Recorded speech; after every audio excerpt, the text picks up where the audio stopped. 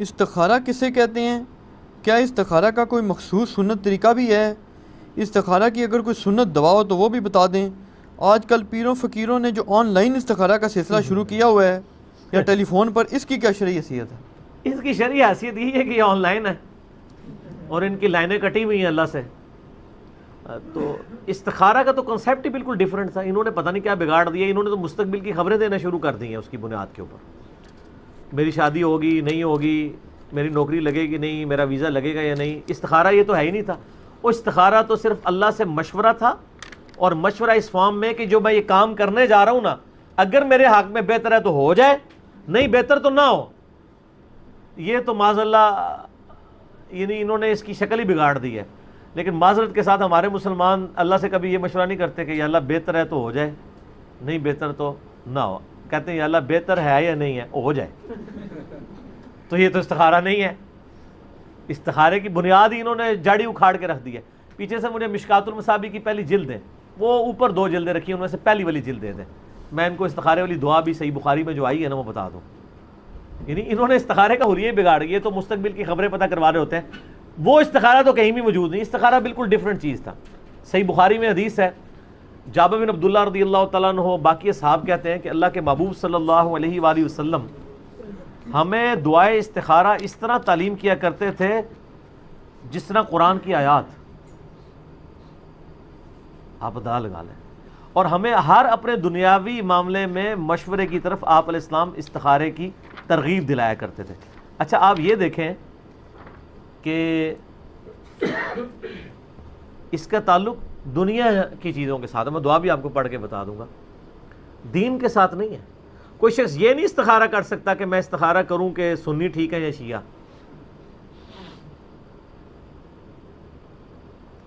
دین کے اوپر آپ کو علمی دلائل دیکھنے ہوں گے۔ بعض لوگ اس طرح کے استخارے بھی کر رہے ہوتے ہیں، اور ماشاءاللہ بریلوی استخارہ کرتے ہیں تو دیوبندی غلط نکلتے ہیں، دیوبندی استخارہ کرتے ہیں بریلوی غلط نکلتے ہیں، کیونکہ استخارہ وہ ہو ہی نہیں رہا ہوتا، وہ ان کا اپنا ایک آپ سمجھ لیں خود ساختہ قسم کا استخارہ ہوتا ہے، اس کا قرآن و سنت سے کوئی تعلق نہیں۔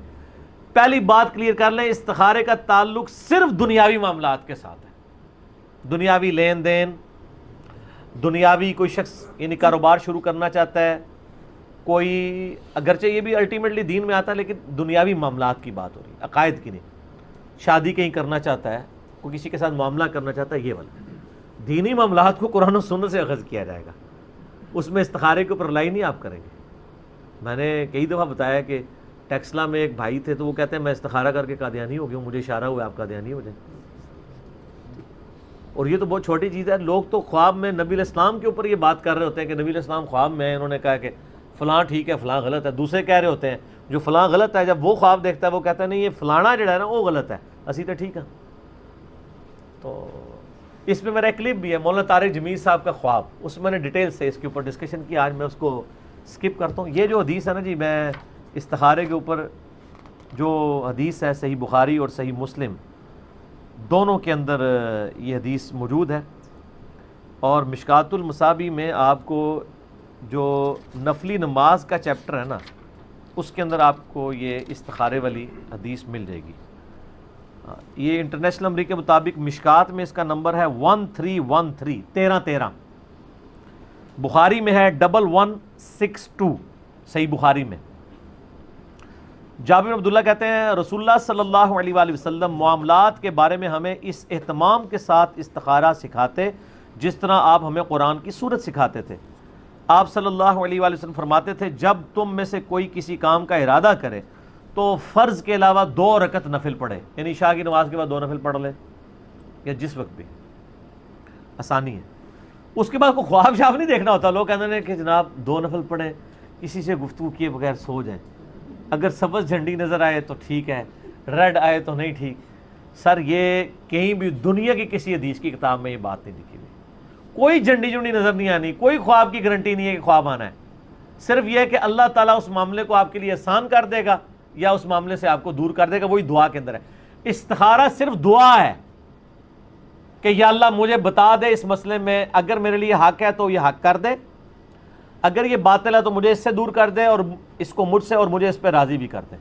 اس کے لیے آپ کو کوئی بیل کی آواز نہیں آنی، کچھ بھی نہیں آنا، یعنی وہ معاملہ خود بخود، یعنی آپ رشتہ کہیں کرنے جا رہے تھے، آپ نے دعائے استخارہ مانگ لی، تو اگر وہ آپ کے لیے بہتر نہیں تھا تو انشاءاللہ وہ رشتہ ٹوٹ جائے گا۔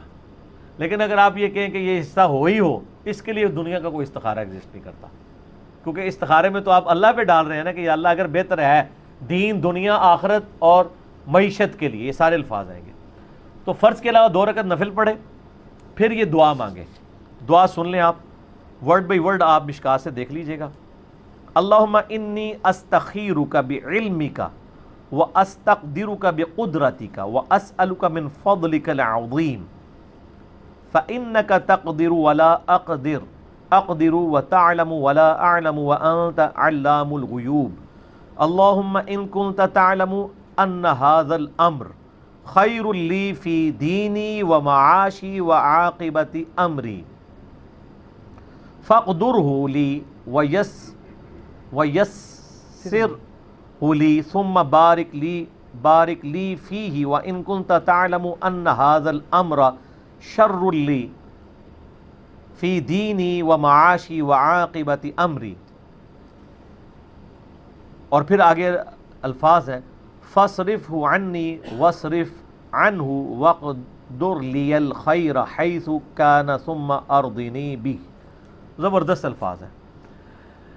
اے اللہ تعالیٰ، میں تجھ سے تیرے علم کی مدد سے خیر مانگتا ہوں، تجھ سے تیری قدرت کے ذریعے قدرت مانگتا ہوں، اور میں تجھ سے تیرا فضل عظیم مانگتا ہوں۔ بے شک تو ہر چیز پر قادر ہے اور میں کسی چیز پر قادر نہیں، تو جانتا ہے جبکہ میں کچھ بھی نہیں جانتا، اور تو تمام پوشیدہ چیزوں کا جاننے والا ہے۔ اے اللہ، اگر تو جانتا ہے کہ یہ کام جس کے لیے میں استخارہ کر رہا ہوں میرے لیے دین، میری زندگی اور میرے انجام کار یا میری آخرت کے لیے بہتر ہے، تو اسے میرے لیے مقدر کر، آسان کر، اور پھر اس میں میرے لیے برکت بھی پیدا فرما۔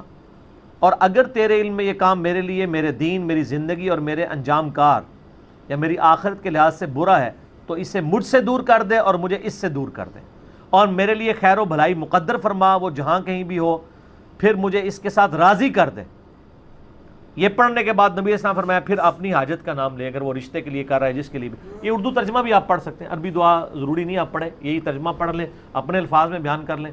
اس کے بعد کچھ نہیں لکھا ہے، کوئی جھنڈی نظر آئے گی، رنگ نظر آئے گا، یہ صرف دعا ہے کہ اللہ تعالیٰ کے آپ سپرد اپنے معاملے میں کرتے ہیں، اگر آسانی ہے اس میں میرے لیے آسانی کر دے، مشکل ہے تو اس کام کو روک دے، رکاوٹیں ڈال دے اس میں۔ ہم کس لیے کر رہے ہوتے ہیں کہ رکاوٹیں ہٹائی جائیں، اس کے لیے کر رہے ہوتے ہیں۔ یا کبھی کہیں سے جان چھڑانی ہو تو خام خواہ کہتے ہیں استخارہ کی طرف جواب ہی صحیح نہیں آیا۔ صحابہ کو تو کبھی جواب نہیں آیا استخاروں کا، یہ آپ نے خود کہانیاں بنائی ہوئی ہیں۔ اور آن لائن استخارے تو آپ کو پتہ ہے وہ تسبیح سے بھی استخارہ کرتے ہیں، وہ باقاعدہ انہوں نے تسبیح ہاتھ میں پکڑی ہوتی ہیں، وہ نا یہ ہم نے خود بھی چونکہ دیکھے بھی ہوئے ہیں، کیے بھی ہوئے ہیں اللہ کے فضل سے، اللہ معاف کرے۔ اچھا، وہ کہتے ہیں جی، وہ جو استخارہ کرنے والے وہ کہتے ہیں آپ تسبیح ہاتھ میں پکڑ لیں تو آپ اپنی وہ چیز بیان کریں، تو وہ جو بندہ استخارہ کرنے والا ہے نا، وہ اپنے ذہن میں اس کو نا سوچتا ہے، اور دوسرے سے استخارہ کرا لے، حالانکہ یہاں استخارہ آپ نے خود کرنا ہے اپنے لیے، کسی سے تو آپ کروا ہی نہیں سکتے، کیونکہ مسئلہ تو آپ کا اس میں تو سارے سیکھے ہیں میرے لیے، میرے لیے، تیرے لیے کہ تو گزمانوں کا جتنے مرضی تھا منو کے لینا دینا، میں اپنے ہی بات کروں گا۔ تو وہ پھر استخارہ جب کراتے ہیں نا، یہ جو آن لائن استخارہ ہے نا، وہ اس طرح ہی ہو رہا ہوتا ہے، وہ پیچھے بیٹھے ہوئے تسبیح پکڑے ہوئے ہوتے ہیں، وہ اگر تسبیح کہتے ہیں ایسے ہل پڑے تو اس کا مطلب ہے ہاں، اور اگر ایسے ہلے تو اس کا مطلب ہے نا۔ آپ ہنس رہے ہیں، آپ جا کے پوچھ لیں، نہیں ہلتی خود بخود ہے، وہ تو یہی کہتے ہیں خود بخود ہلتی ہے، ہل پڑتی ہے ویسے۔ اچھا پتہ کیوں؟ ظاہر ہے یہ کتنی دیر آپ سیدھا اس کو پڑھ کے رکھیں گے، ہلکا ہاتھ جھومش کھا ہی جاتا ہے نا، کہیں نہ کہیں جائے گی۔ ہاں، تو باقی ان کا تو کوئی اعتبار نہیں ہے، جو بھی ایسے کر دیں، اس کی کچھ کرنے کی ضرورت نہیں۔ میں آپ دیکھیں، میں آپ کو یہ ہاتھ لائے بغیر اس کو لا کے بتا دیتا ہوں، یہ دیکھیں، آواز ہل رہی ہے، نہیں میں ہلکی سی جھومش دے رہا ہوں، وہ آپ کو نظر نہیں آ رہی، ٹھیک ہے؟ تو وہ اس طرح استخارے ہوتے ہیں، یہ سب کا سب جو ہے نا وہ دھندا ہے پیسے کمانے کا۔ استخارہ کچھ اور چیز تھی، وہ اللہ سے دعا تھی اور مشورہ تھا۔ مشورہ یہ نہیں کہ اللہ نے جواب دینا ہے، جواب اللہ نے پریکٹیکلی دینا ہے کہ آپ کو اس کام سے دور کر دینا ہے یا وہ کام آپ کے لیے آسان کر دینا ہے، اور کوئی طریقہ نہیں ہے، ٹھیک ہوگا جی؟ لہٰذا یہ استخارے والوں سے بچیں۔